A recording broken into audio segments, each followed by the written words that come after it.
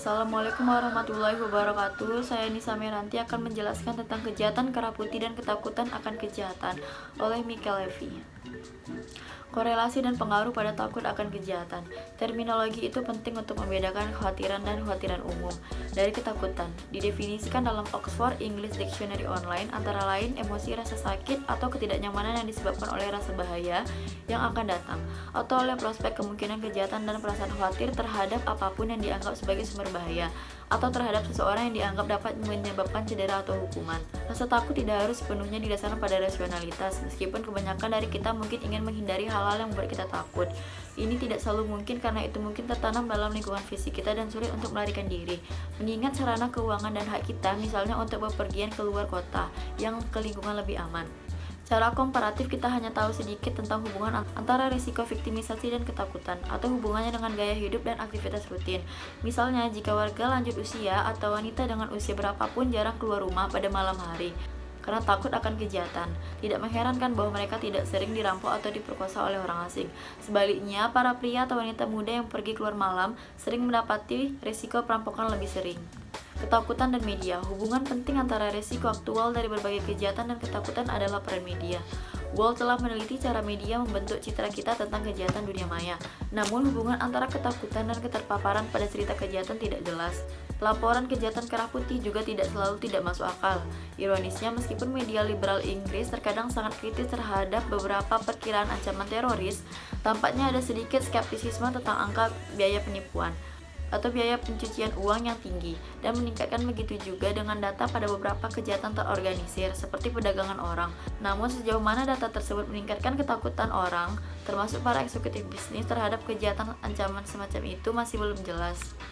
Levy pada tahun 2006 mencatat bahwa liputan media tentang penipuan keuangan berfokus pada orang-orang selebriti dan perusahaan sebagai pelanggar atau korban, penipuan terhadap wanita, janda, serta yatim piatu.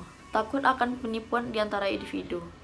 Penipuan terhadap individu dan ketakutan tampaknya telah berteknologi tanpa sadar mengabaikan resiko dan khawatiran yang ditimbulkan oleh bentuk penipuan yang lebih tradisional. Transaksi jarak jauh bukanlah cagar eksklusif internet. Internet juga bukan satu-satunya sumber kecemasan signifikan yang masuk akal tentang penipuan. Scoggan pada tahun 1995 berpendapat bahwa asal mula politik ketakutan akan kejahatan selama akhir 1960-an dipicu oleh ketakutan orang kulit hitam.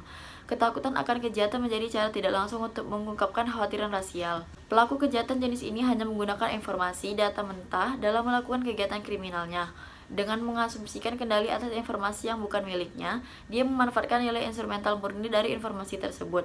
Sebaliknya, korban yang kehilangan kendali atas informasi tersebut memberikan nilai instrumen dan intrinsik pada informasi tersebut, dan hal ini berdampak pada identitas korban. Bisnis dan ketakutan akan kejahatan. Banyak risiko dan ketakutan kejahatan bisnis hanya sesekali, terkait dengan area tempat tinggal kantor pusat perusahaan atau dengan tempat tinggal pekerja.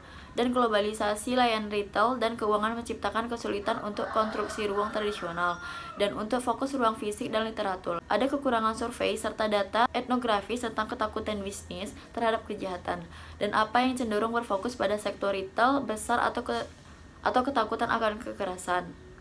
Masalah penipuan dan bisnis. Penipuan benar-benar menimbulkan khawatiran politik. Ini cenderung disebabkan oleh kejahatan teknologi tinggi atau oleh investasi yang meluas dan penipuan dana pensiun yang dikomunikasikan melalui sejumlah besar politisi. Alternatifnya, dalam lingkup yang sejajar dengan kejahatan dengan kekerasan, ini melibatkan beberapa resiko kesehatan bagi publik seperti produk daging yang terkontaminasi atau barang palsu yang berbahaya seperti obat-obatan atau makanan. Kejahatan cyber, ketakutan, dan resiko.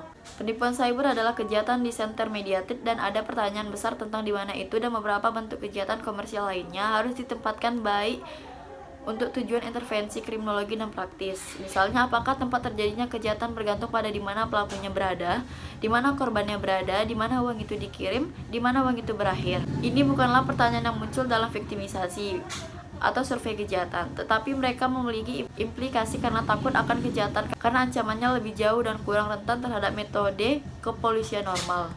Namun orang-orang mungkin mempertanyakan apakah pernyataan tentang tingkat kekhawatiran benar-benar mencerminkan perkiraan orang tentang dampak yang kemungkinan besar ditimbulkan kejahatan terhadap mereka jika itu terjadi. Takut akan penipuan dan takut kehilangan sebuah problematisasi. Ketakutan akan kejahatan apapun adalah konstruksi yang lebih sulit daripada yang mungkin terlihat, dan penerapannya pada kejahatan kerah putih terkadang lemah. Untuk semua kejahatan, ada bahaya bahwa objek ketakutan mungkin salah, baik dari sosialisasi, rasis, proyeksi media, atau sumber lain. Namun komponen penipuan spesifik dari ketakutan semacam itu lebih sulit untuk diidentifikasi, karena penipuan hanyalah salah satu kemungkinan penyebab bencana ekonomi atau pada tingkat yang lebih agregat dari apa yang disebut para ekonom sebagai risiko sistematik. Kesimpulan, telah terbukti sulit untuk menunjukkan apa yang dapat dipelajari oleh literatur tentang ketakutan akan kejahatan kerah putih, dan sebaliknya ini sebagian karena mereka adalah jenis kegiatan berbeda yang sering dilakukan oleh berbagai jenis orang. Meskipun ada tumpang tindih yang belum diteliti pada mereka yang menjadi pelanggar atau korban keduanya.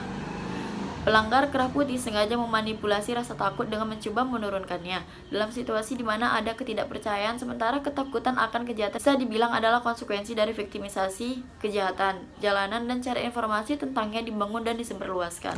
Yang paling dekat dengan ketakutan akan kejahatan jalanan adalah ketakutan akan pencurian identitas, yang juga menyatu dengan ketakutan kita tentang komputer dan hilangnya kendali kita atas diri kita sendiri.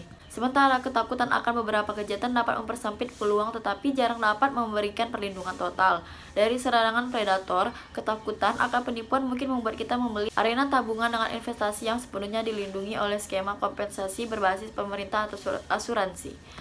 Artikel klasik Shapiro tahun 1990 tentang Coloring the Crime, Not the Criminal berpendapat bahwa kunci kejahatan kerah putih adalah pemisahan antara agen dan prinsipal, adalah bahwa dalam ekonomi modern tidak praktis sebenarnya untuk menindakkan risiko penipuan. Demikianlah hasil presentasi saya, lebih dan kurang mohon maaf. Assalamualaikum warahmatullahi wabarakatuh.